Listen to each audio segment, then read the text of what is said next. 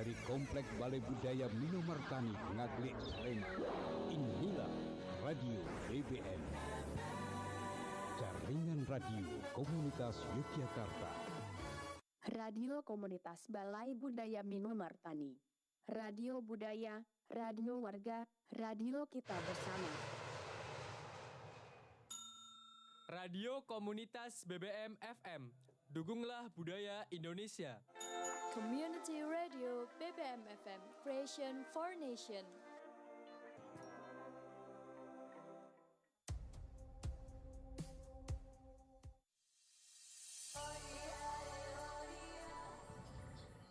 Selamat sore warga budaya. I hope you're all well and comfortable. I am your host for the program Global Chain, where we come together every single Wednesday to talk about my experiences with some of my cultures and communities outside of Indonesia.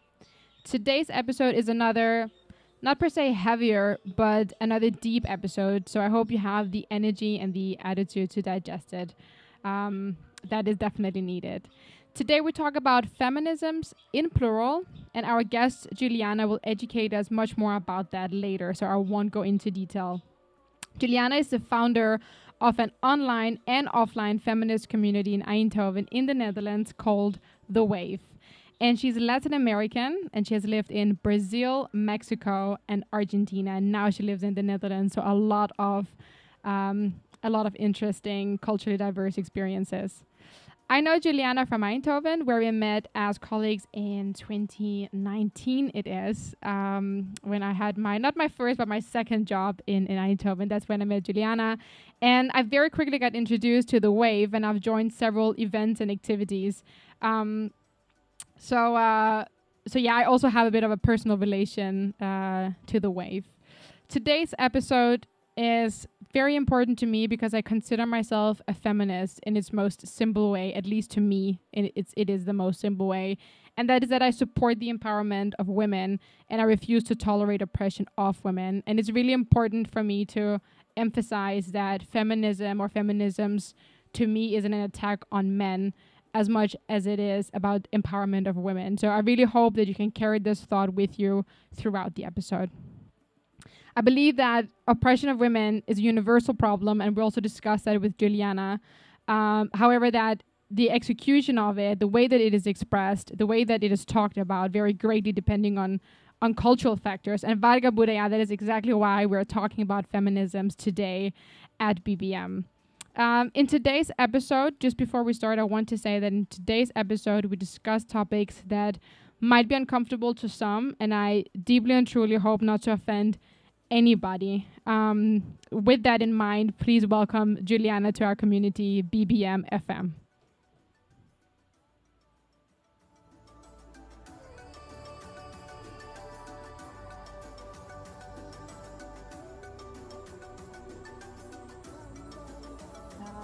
Hi, Juliana. Welcome to the program, and thank you so much for taking the time. Thank you. Thank you for the invitation. Yeah, of course. And good morning. Obviously, it's morning for you. It's afternoon for me. Good day. I think for everyone. Good day. Good day for everyone, indeed. Juliana, do you want to start off by explaining to us what the wave is and what your motivation was for it? Yes, sure.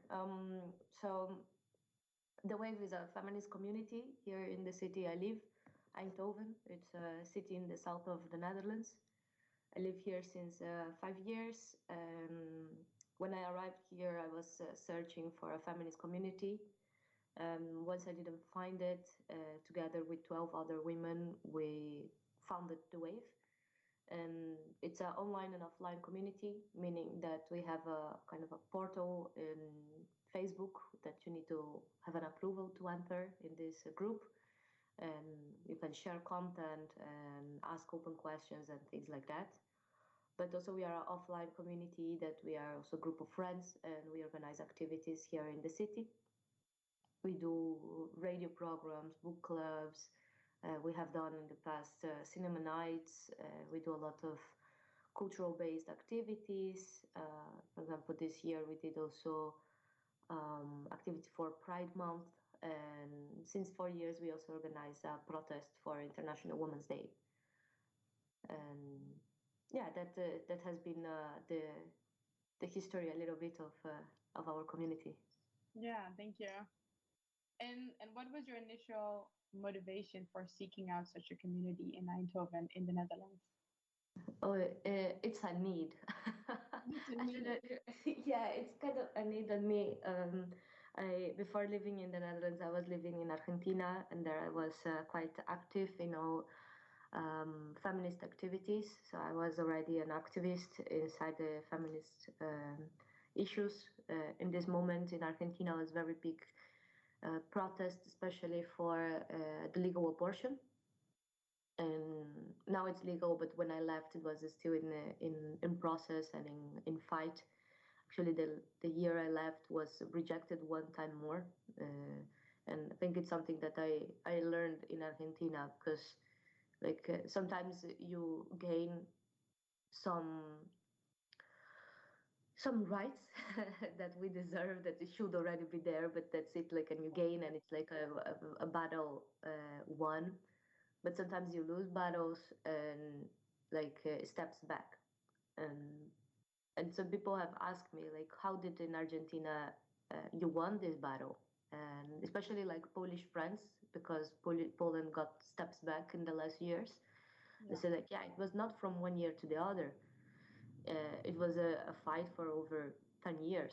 And the proposal of the legal abortion was rejected so many times, but the feminist community was just growing and was stronger, and more people were in the streets, and more stories were being outspoken, and the importance was always there, the resistance. So I was part of that, and when I came to the Netherlands, I just missed it too much, because it's a big part of me. Yeah, no, definitely. And I know we've talked about this before, Juliana, that I remember when you seeked out this community in Eindhoven, initially you experienced some backlash. You experienced some people saying, well, we don't have that kind of problem here, or there's some harsh statements like that. And we've talked about this together. And I'm curious to hear sort of, some words from you on why oppression on women is a universal problem. Why is it not only some places and not other places? Yeah, and it's amazing, because I, coming from Latin America to Europe, right? You think here things are solved. Even once, even once my partner said, "Women already won here," Yeah. and I was like, and let me think about it. I don't believe you. Yeah. Let me investigate myself. Exactly. Let me check it first. But yes, when I first tried to build this community, I just wrote a post on Facebook in a expat community, asking if more people were interested on gathering and doing things together. Um, and a lot of people reacted on that, saying feminism is something from the past, that's not needed, that if there is no feminist communities here, is for a reason, and things like that. And yeah, then it's it's just like reality, right? Patriarchy is the only system that is everywhere in the world. There is no, except some villages that they live matriarchal communities, but that's just like very small villages of people that you can count. Uh, Besides that, all the world you live a patriarchal society. So the moment that you're conscious of that, you see that the oppression is everywhere. And those comments unfortunately were not over just this first time via Facebook. Even yesterday I had a radio program, and in the end of the radio program there were two guys sitting outside, and they said like, "Oh, we want to be feminists." I was like, "Oh, nice. Well, if you think you want to be, maybe you are already." And then one of them said, "Yes, but I don't agree that all women's rights are good for society." Oh, And okay. I was like, "Okay, so you are not a feminist." Wow. And Quite the then opposite. yeah, and I was like, "Okay, you're saying that human rights are not good for women when they are human rights." Hmm. Uh, and then he said yes, and I said, "Okay, I'm not in the mood for this conversation today." No, no. I You also I need just certain openness, right? You need an open mind to have a good discussion. Yeah, I'm a very patient person, and I'm not aggressive, and I was just like, yes. And this guy had a beer in the hand, so I was just like, I don't know how many beers he had. Yeah. Just let it go by now. I'm not here to educate everyone in the world. No. And that's difficult because as a feminist, you want to be a 24/7 activist. Yeah. That's totally tiring. So you need to choose in one moment, and something I learned short ago, choose your battles and also choose your place of battle. Yeah. Because Definitely. doing it all the time brings you so much situations. Yeah. No, definitely. I recognize that a lot with racial conversations. We've also talked about that. People making racist remarks, or not, sometimes intentionally and sometimes not. But you need to sort of, you need to assess with yourself if that conversation is going to lead anywhere, if that person is open to hear something, if there is some sort of mutual respect or mutual ground to have this conversation. Otherwise, exactly to say, it's tiring, and sometimes it gets out of hand, and it consumes a lot of energy. Yes, totally. And I think it's also good to protect ourselves. So as a feminist, a lot of people at work knows that I'm in the wave, and like people that I start to getting to know, and I open up. But I don't need to say in every meeting that I'm a feminist, No. because the times I did, even like in other companies, then the the anti-feminist people, they target you Yeah. and they Okay. put you against the wall, and it's very uncomfortable. So I just yeah, my job is not a place of activism. No. It's the place I do money, so I can do activism afterwards. You can do activism. Yeah, it's a good point. And I'm also thinking, obviously not everyone has the same perception of feminism or feminisms. And so I'm curious to hear how you've come across people's different perceptions and, in your opinion, misperceptions of this word. Yeah, I love this question because I think it's something that I speak a lot about it, and there is not just one feminism. The feminism per se, like as a one, is assuming that there is one system named patriarchy that oppress all of us. This is the feminism, right? So it's like the understanding the system of oppression. But later, you have so many types of feminism, and I explain it sometimes. It's like in politics that you have the extreme right, extreme left, then you have middle, then you have other ones. So in feminism is the same. You have extreme radical feminists, and you have in the other side pro-sex feminists.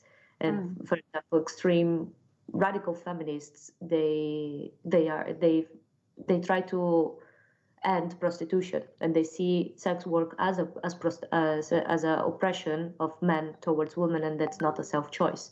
And pro-sex feminists, they fight for rights regarding the freedom of sex and what you do with your body, and recognize sex work as sex work and not as prostitution, because women also can choose to do that. So it's very difficult. And inside feminism, there are encounters and different phases that you can fight inside feminism, even though we are all acknowledging the same system of oppression. This year I learned, for example, about queer feminism, that I liked it a lot, and it's like, yes, the same system also oppress queer people, and that's why it puts us in the same in the same part of oppression in the system. Even though I have a lot of opinions on queer feminism, but I don't know much. I need to study more. I think it's very important, like as you say, right? Just first to acknowledge that there is not just one feminism, and I think that that's also a barrier that we have had in the wave on having just one community for all feminisms. So we always acknowledge that there are all these differences inside feminism, but we just have one. And I hope one day the feminist community grows so much in the Netherlands or in Eindhoven that we can have different types of communities in Eindhoven for each type of feminism. I heard that the anarchist feminists are starting to move here, and I'm very happy, because that means that more is coming. And we do have an anarchist feminist in our community, and the way that they protest, the way that the things that they want to do when we protest are just very different from other type of feminists. So having a space for everyone where everyone feels also comfortable, it's difficult. But I think with a base of respect and just knowing, like, okay, we have this space right now, let's work it together. So, and with that, it has worked. Yeah, definitely. And as you mentioned, there are different ways of oppression, and therefore there are different ways to respond to it. And these are the different feminisms that you talk about. And a type of oppression that we've talked about before, Juliana, is catcalling.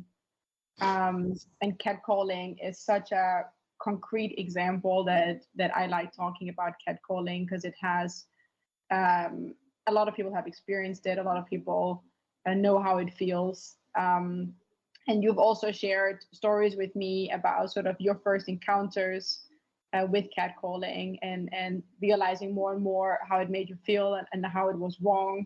And also shared with me your different processes of responding to it.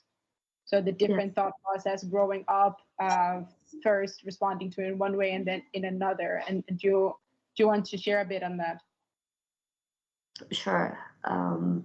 First, I think I've talked with a couple of women in my life that they said that they never experienced something like this. And I think, like, even some women don't understand they are being catcalled, because it's so naturalized, and sometimes it's just like, hey, beautiful, and you are just like, okay. In the moment you understand this is not okay, then you understand you're being catcalled.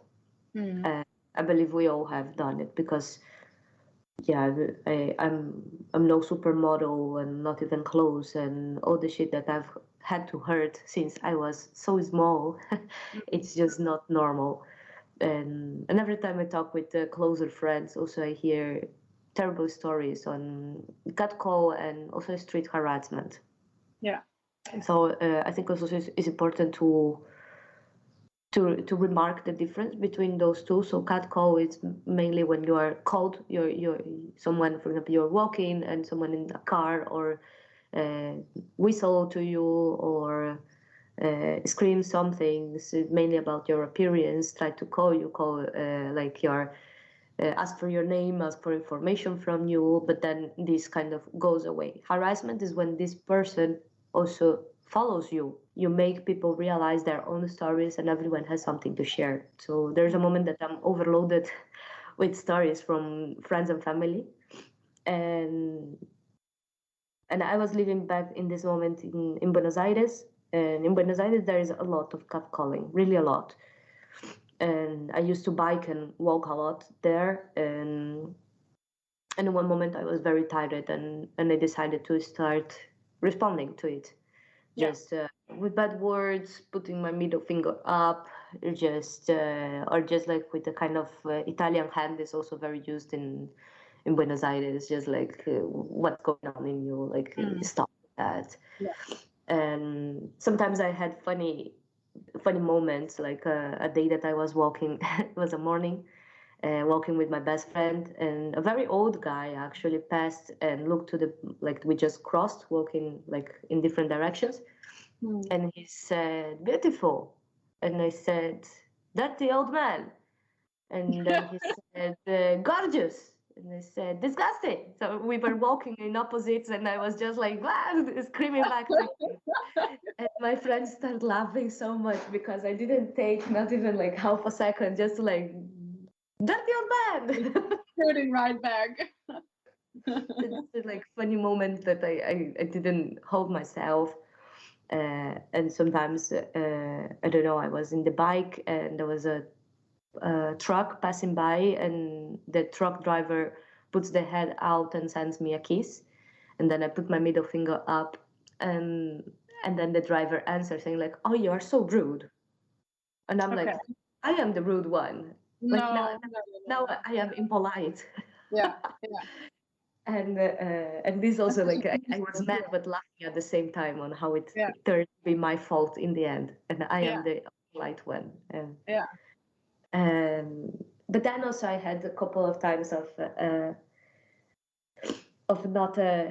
not funny ways of responding. So I think the last one that I respond, and it's when I stopped doing that because I got very scared, is that I was walking. It was just it was a Sunday morning, was daylight. There were people around the streets even, and I was crossing the street, and a taxi driver was waiting in the traffic light, and he put his head out and said stuff to me, and I answered him back like, I don't remember exactly what, but I answered back like bad words, and he got very mad. He went out of the taxi and he tried to get me, and he left the door open. So in my head was very clear that he was gonna grab me and put inside the car. So it was very, very clear what he wanted to do. And I had just run as fast as I could. That was a rule I always had in Buenos Aires, because I was always walking, and use comfortable shoes because you need to be ready to run. So I was always like, if I felt in danger in any moment, and I'm sure I looked like the crazy person several times, I was just running. And unfortunately, people have run after me, not just this time, other times as well. And this time, the taxi driver ran after me, and I felt chased for a block almost. And then he went back to his taxi, and I entered a store just to feel in a safe place. And this was the last time I stopped responding like that. And afterwards, my way of responding was just making a very not friendly face, but not screaming back. Yeah, no, I can imagine. Also, very scary experience. And as you say as well, you are scared. I mean, I've had a couple of experiences myself where you give the middle finger, you say bad words, and you look as tough as you can look, but inside you are not tough, and you're very scared. And I think that is very important to say as well, because sometimes in the fighting the oppression, there's so much anger, but I think a lot of people don't realize that it comes from so much fear at times. Yeah, totally. It's a combination of anger and fear totally, and I like it actually because I think we are taught to ignore certain feelings. Yeah. We are asked to be always happy. That happy is a good feeling, and anger is a bad feeling. Yeah. And actually, I learned it when I was very small from my favorite rock band. The vocalist is an activist, and he says that anger is a gift because he uses the anger of several things to write his songs about. So, for example, he writes a lot about unfair cases that, like someone that isn't a judge, and it's unfair, or racism and things like that. So he has a lot of songs. Like one famous one's basically the chorus is "fuck the police" and things like that. And I acknowledge a lot as a fan of the band and as this of this singer. And I understood him, like anger is a gift because of the anger that he can feel with all the unfair things in the world, he can do his music. So as he embraces this feeling that is rejected by society, he creates with. So I also embrace my anger. I embrace my sadness. I embrace my fears, and that's also embracing your vulnerable part and showing it. It's very easy to be judged or to be seen as weak, but it's not something that makes you weak. If you embrace it, it makes you stronger. But it's a process. It's a long process because first you need to acknowledge all these feelings and everything that have happened to you, and it can destroy you for a while, but afterwards you are much stronger. Yeah. And I also think it ties a bit back to what you said earlier with, well, at work, I choose not always to talk about it. So I think I at least recognize for myself that if you want to be vulnerable and you want to embrace what you say, anger, fear, sadness, those type of emotions as well, I do know for myself that I need to also then be in a circle that is supportive. It's not as easy to acknowledge all of those feelings that does make you vulnerable in that moment if you don't feel like that you're in a supportive community. Completely. And I think it's something that we never plan like this, but the circle of the wave has always made this safe space for people to be themselves and to share things that in other circles they cannot. And that's something that it's amazing for me. I love it. And what do you think it is about the wave that brings such a supportive community? What is it that the wave has, which is an invitation for people to share? I really don't know. I think it's a combination of people. I believe a lot in energies, and that's going in another type of conversation, right? But I think that there is everyone has a kind of a energy, and this energy can attract others. It's kind of like a magnet, and then attract. That's for me. That's in metaphysical way.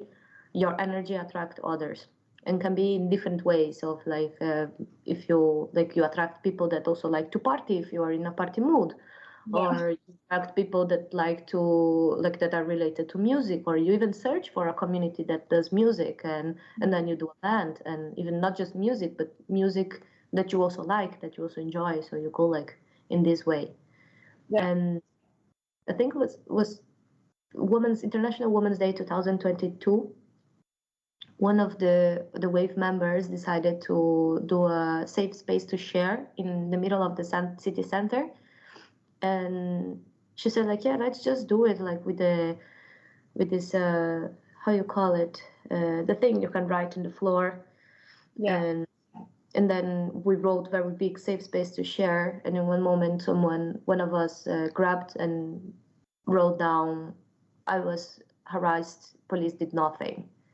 And then another one wrote something else, and we learned about in the middle of the city center, and it was a day that the local team was playing, so a lot of hooligans were passing by us. Yeah. And we were sharing, and actually we were learning things from each other that we Yeah. didn't know. And like one of the girls wrote, she was raped by 3 guys, and her judge, like she went to a judge, and they said was not enough evidence. Oh. And then everyone saw her writing there that, and we were just shocked because I knew something had happened to her that I could relate with, and then we were in one moment all of us just hugging each other, and we cried it, and we put music and we were dancing, and random people from this passing by the city started grabbing chopsticks and so on, and writing in the floor as well. And this really connected us, and I think like it's amazing how just energetically we found each other, and even in the middle of the city, passing by hooligans, we could make that, and we can share this kind of things to each other, and be vulnerable, but at the same time very strong. So I don't know, I appreciate this day so much because it was like 20 crazy girls crying in the middle of the city center, doing something that was very special. Yeah, it's very beautiful. And just to give the listeners some context, so Eindhoven has a square in the middle of the city where Juliana, together with 20 other women, have been writing with charcoal. I believe it's called charcoal. Chalk, on the street. Chalk. Yes. Chalk, yes, on the street. And the PSV stadium is very close by. So when there is a match, when we talk about hooligans, we talk about hundreds and thousands of people. It's very busy. So to have that combination of the hooligan vibe together with a circle, a safe space of people sharing and having this moment, it's just to envision the picture of these two things happening at the same time, and how it is quite unique to be able to have what you're saying, a safe space like that in the middle of the city with so many other things going on. I think that is, very beautiful and very special. Yeah, and it's not planned. It's not that we know that it's gonna go this way, but No. yeah, it's very special, and it just went this way. It's very nice what we have. Also, we turned into friends. Most of us, we are also friends. We also hang out, like we have radio, and then we go for a drink, or we have dinner together, or it's a warm day, let's go to the beach, things like that. It's not that we are all the time talking about feminism. We are talking about, I have a wedding and I don't know what to dress, and just also we are regular human beings that work, study, and things like that. So it's very nice group of friends. Nice. I've also met quite a few of them. Really warm and welcoming group. Yeah. Sure.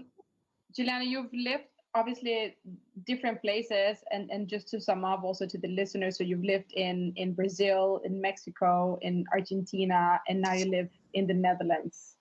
Yes. So I'm curious to hear from you. So living in these different places, I'm curious if you experience that culture plays a role in the oppression of women, and also how we talk about it. Yeah, I think it's a bit what I was saying in the beginning, that patriarchy is in everywhere. I think that it hits you in different, in some places you feel it every day, right? I don't know, I think the street harassment in Latin America is more often than in Europe, but let's not ignore that it happens here as well. Definitely. I have too many stories, so when I think about one story, I will go from one to the other. Yeah. But in Brazil, I started walking and being like moving myself in the city, because I lived there until I was 12. But when I was 10, I was already walking from my house to where I had like English class. And also a summer, I was walking from my house to where I was having kind of a sport place. And I was 10, like, imagine a 10 years old girl, like I was like small and chubby and just a little kid. And even there, I remember being catcalled in the street. That's crazy. That's totally crazy, because I see now a 10 years old girl, and it's just such a small kid, and this already happened to me. Yeah, So, definitely. but I was not a teenager in Brazil, or now an adult, and I didn't live there. And last time I went, I was always with someone and not walking by myself. Let's remark that when you are walking with a man in the street, you are not catcalled. Yeah. That happens when you are you are alone, or where you are with more females, or more women. So that's the reality. Yeah. And I was talking short ago with a trans woman, and she also shared to me that it's very difficult the first time that you walk in the streets as a woman, because you feel the change of power. That's very interesting. It's very interesting. Yeah, it's crazy, and I think the other way around as well. I've never talked about it with a trans man, but I think also the empowerment of like how you walk in the streets is different. Yeah. But I walked once with a very powerful woman, and it doesn't mean that she's big. She's actually very thin, and she's tall, but a small woman, like not muscular or so. But when she was in her 20s or so, she started to understand the power in the street, and how she talks a lot about how men take place and how men demand their spaces in the street. And she says that it's also something of the posture and the way that they walk with the power, and that gives them the space. So she started to say, I'm gonna walk as a man, and she was wearing like hoodies, and things like that, and walking with the power of a man, but consciously. And she said that was so strong that a couple of times women felt scared of her, not knowing it was a woman behind her, because she was like with the hoodie with like a cap in her head, and women were crossing the street. You know, like when you feel that a man is coming behind you, you just cross the street to avoid to this not man. walk next to her. Okay. And then women were doing that, just feeling, because she was owning the space as a man. And I haven't done that, but what I do sometimes when I walk in the street, like men, they are walking in the side that is my side of the street, like where you're supposed to like flow when you go in the right, so they are walking in my right way of the street. And usually I move even walking in the street for the person not to move. But when I acknowledge that actually they are using my space, I continue straight, and I'm looking in the face of this person, and I continue straight, and I put like my chest outside, and they end up moving. Yeah. Sometimes they leave it for the last second, but when they really see you are not moving, then they move. But it's very crazy. But it's like and this, for example, I did it this week here in the Netherlands, and it worked. So this system that we talk about, how it is to live in Latin America and how it is to live here. I've traveled, fortunately, a lot as well. Places I even wanted to travel to places where my family didn't allow me. For example, one of my dreams is to go to Morocco, but I was gonna do it by myself, and my family just said, no, you don't go by yourself. You go with a group of friends, or you go with your partner, but alone, no. And I was like, I could have been rebel and not do it, but I just said, okay, for their mental sanity, I would not I would not disobey my mom and make it. And why Morocco specifically? I think there is just a lot of stories. Okay. But I think the difference is that stories in other places are not shared as much. So I don't believe that it's much more crazy than in other places. Like I backpacked last year in south of Italy, for example. Yeah. And one day I was very bad street harassed, and I end up in the police. Oh. Trying to put something against this guy because it was very bad. Okay. I was walking very happy, and then I realized this guy was following me for a long time in the car. And in one moment got very bad. He was just like closing me with the car. And I was walking. You were not in a car. I was walking. You were walking, okay. I was walking and he was in a car. Yeah. And I end up with in one hand I had my phone with the police. I called 911, and in the other hand I had a big rock in my head. my hand, and I was showing it to him like, you come close and this goes in your face. Yeah. Until a car with two amazing people appeared and they saved me, and then they took me to the police, where I put I wrote what happened and so on. I had a picture of the car as well, so at least there is a warning that this crazy person is around this neighborhood. Yeah. And you say Italy, that it's I've been so many times in Italy, but the only time that I was there alone, this happened. Yeah. So it's everywhere, and places you go listen more stories, and more stories are shown, and others are more covered. I feel that in the Netherlands, the stories are much more uncovered, and they don't go to light that much. Yeah. And so when you talk about it, as you don't see it in the news, feels like it's a weird case, but it's not.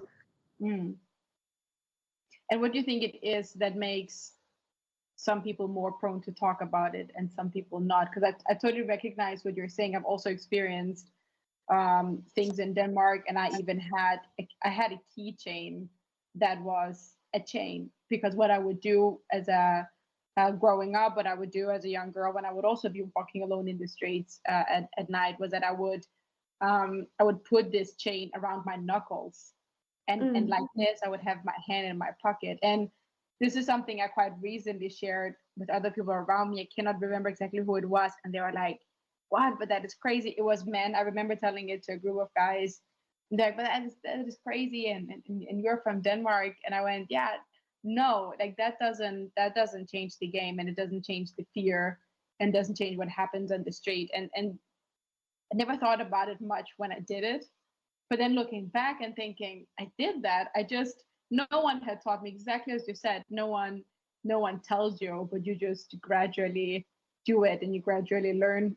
So yeah, it happens. But what I'm curious to hear is if you've experienced sort of a difference in how we talk about it, and if we allow ourselves to talk about it.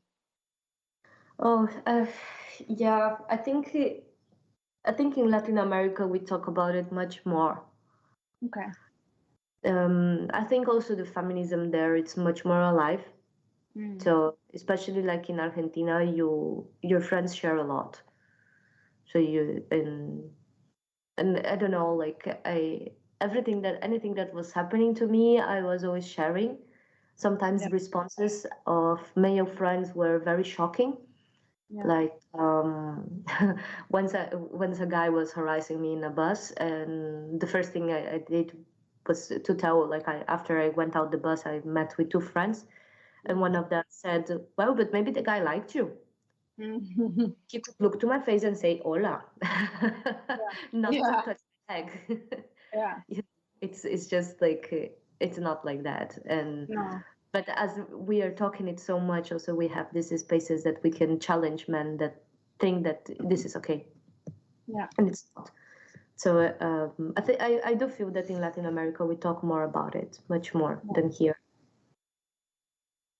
I think because you see it less in the news, you see it less people talk about it, so you think like you are an exception. But once you start talking with your friends, then stories come.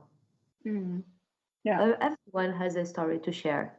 Even I was talking with my manager short ago here in the Netherlands, and I said like, yeah, because I feel here it's not. And she's like, Julian, I go out running a lot, but I don't go in the evening. I don't go when it's dark. Same. I was just going to mention it as well. Totally the same. Yeah. So it's like we don't talk about street harassment, and we don't challenge the safety in the Netherlands, but we don't go out running in the evening. Yeah, it's a really good point. Yeah. And as you said yourself, you naturally talk about these type of things a lot with friends and even your manager. And I'm curious to hear how you personally cope with these stories, because I can also imagine that, as you said yourself, it is heavy. And it does make you feel the feelings that we discussed, anger and sadness. And how do you internally process? It's hard. Like first,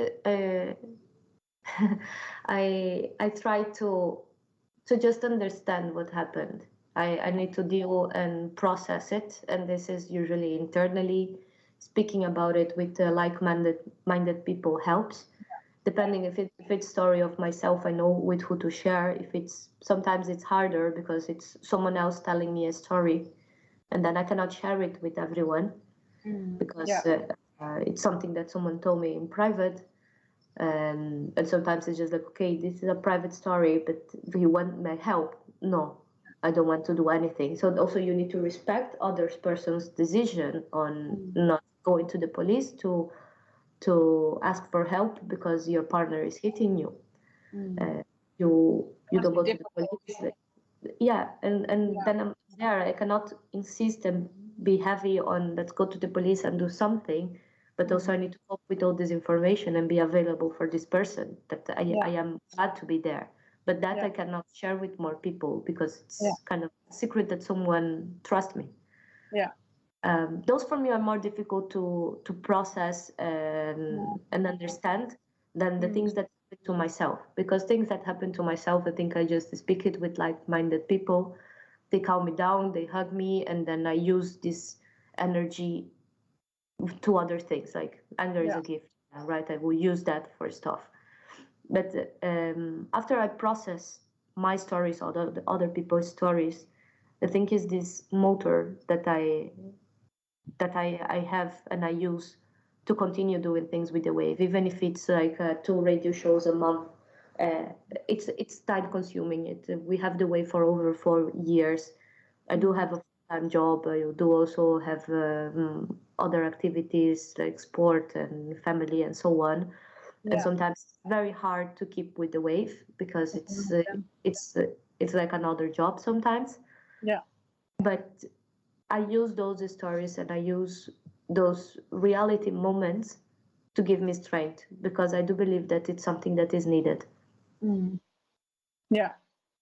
I recognize that.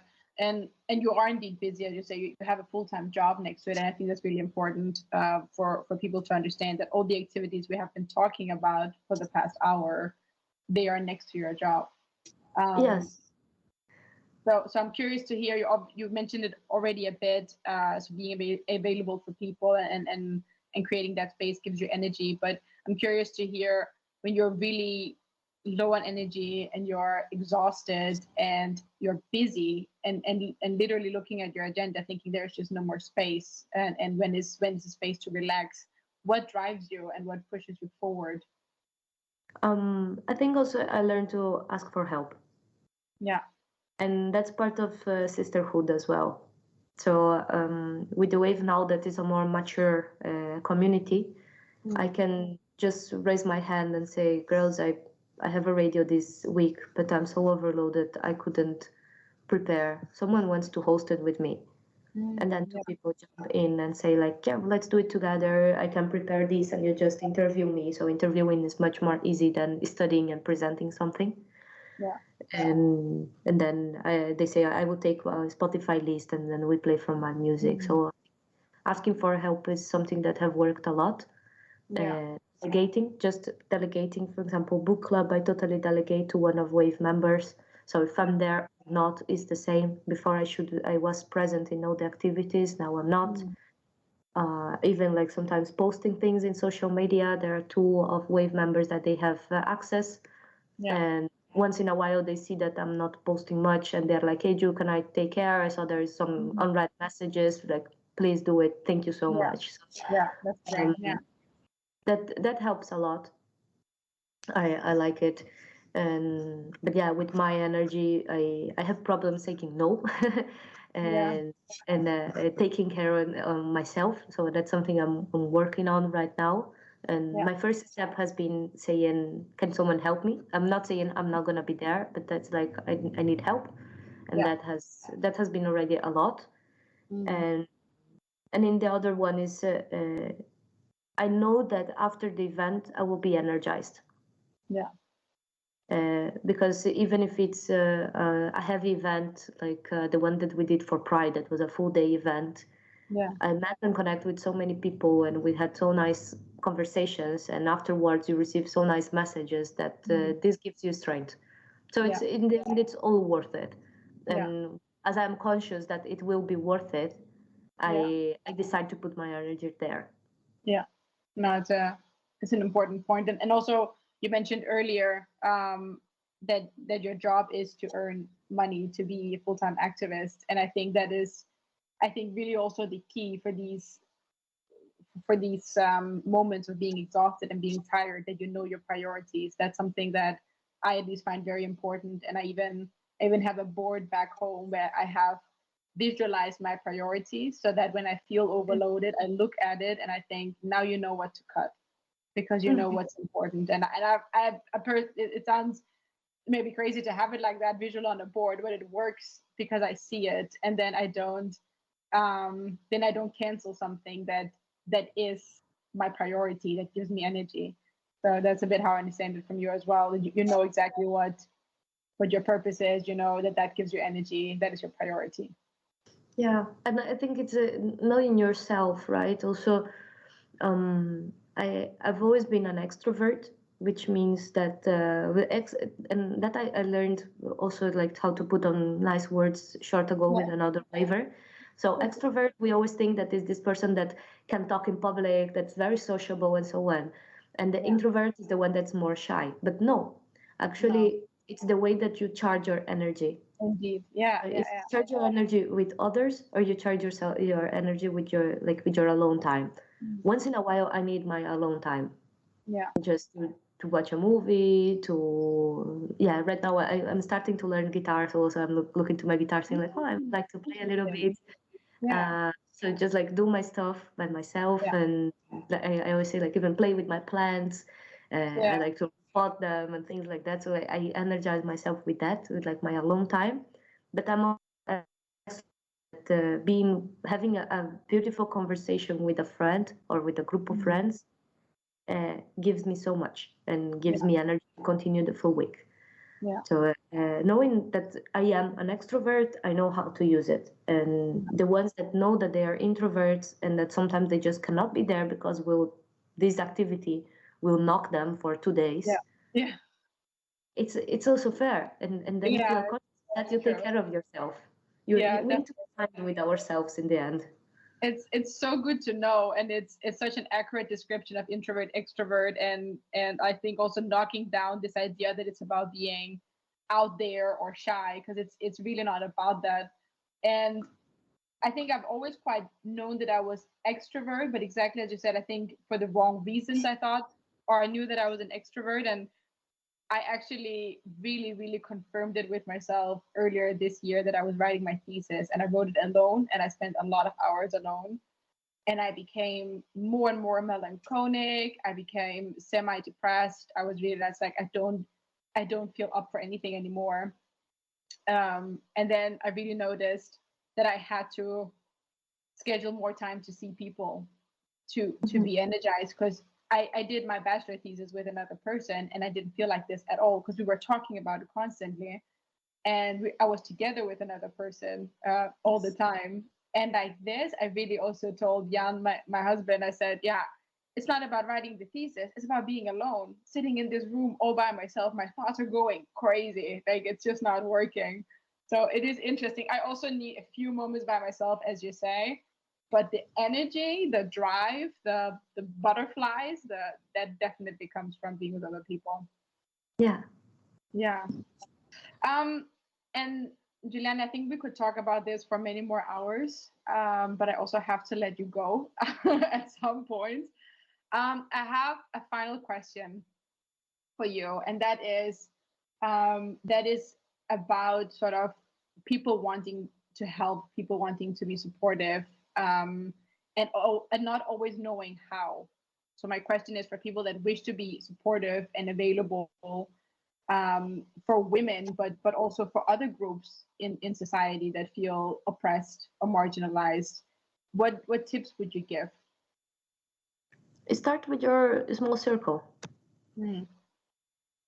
I think start with your partner, with your best friend, with if you feel like it, depending where you work, and with a colleague.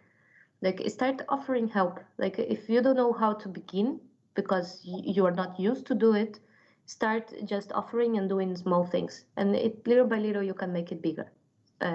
sometimes we want to, and it's fine, and it works sometimes for people. Like we see a stair and we want to be in the top. You cannot fly to the top of 50 steps. You need to go step by step. Yeah. So also a learning for us was like I do very small events and very big events here, and all I could not from one day to the other do a party for 200 people. It's just crazy. Yeah. But then we did a book club for 5 people, book club for 20 people, then certain types of activities, cinema nights with 60 people, and then to moderate these people is different. And in the help area, I think I wanted to help a lot of people.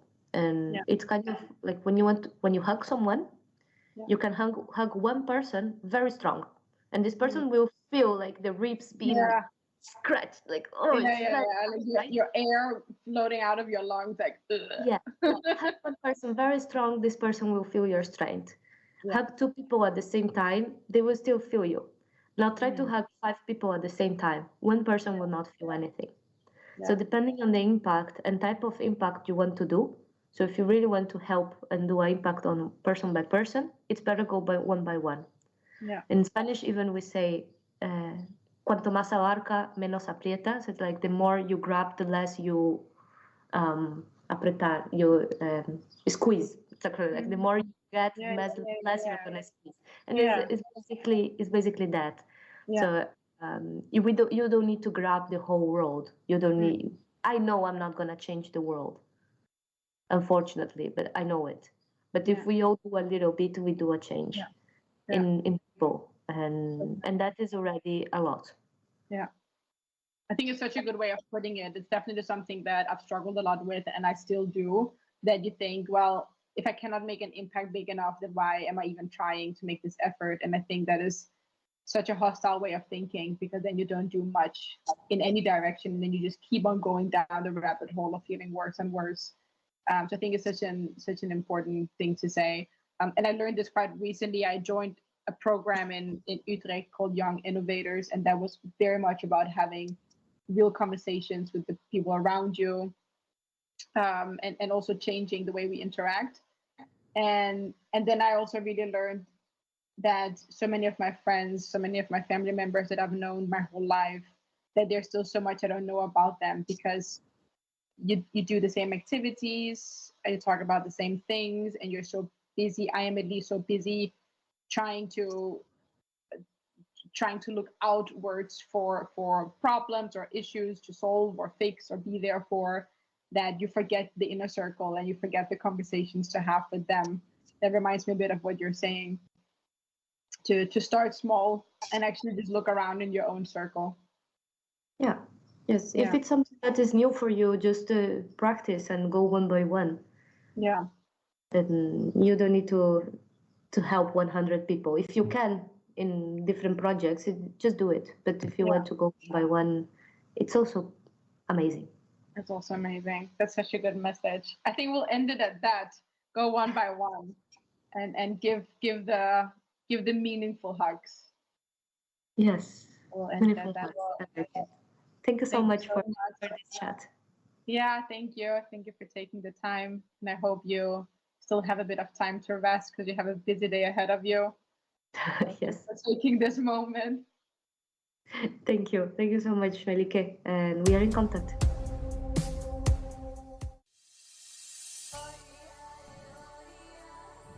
Terima kasih Warga Budaya for listening and for being curious as always. Today, Juliana and I will speak from our own experiences, and you might be in a totally different place, whether that is physically, mentally, or culturally. And I obviously realize and acknowledge that this shapes your experiences on oppression of women. I say this just to say you might or might not resonate with what we're saying and the experiences we share, but that doesn't make any of your feelings with oppression of women any less valid. So that's really important for me to say. Thank you again for listening, Warga Budaya. Have a great night. Dan sampai jumpa di siaran berikutnya. Take care. Bye-bye.